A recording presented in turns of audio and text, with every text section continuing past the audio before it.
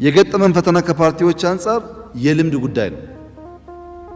ፓርቲዎች የለመዱት ምርጫ ማጀብ ነው እንጂ በምርጫ ተወዳድሮ ማሸነፍ አይደለም።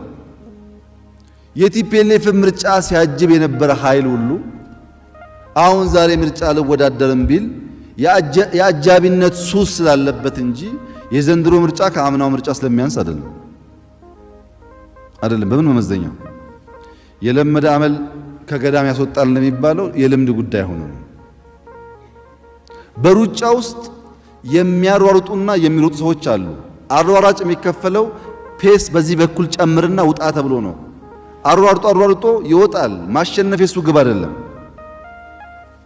ዋናው አሸናፊውን ሰው በተሻለ ስፒድ እንዲገባ ማድረግ ነው። አሯሯጮች እኛ ሩጫ አልለመደብንም ቢሉ የልምድ ጉዳይ ነው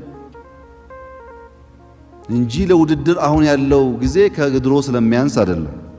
ይህን ተስታኮ ምርጫ እንዳይደረግ ኦሮሞና አማራ ተጣልተዋል፣ እንትና ሞቷል፣ የፈለገ ቢሆን ምርጫ ይደረጋል። የኢትዮጵያ ሕዝብ ምርጫ አድርጎ መንግስት የሚፈልገውን መንግስት መርጦ አሁን ካለበት ጣጣ ወጥቶ ወደፊት መሄድ አለበት። እነዚህ ሰዎች ምርጫ እናርግ ሲባል አይ ምርጫ መደረግ የለበትም፣ ምርጫ ይቅር ሲባል አይ ስልጣን አራምዳችኋል፣ ሽግግር መንግስት እንፍጠር። እንደዚህ አይነት አጭበርባሪነት እስከመቼ ይቀጥላል? ትክክል አይደለም።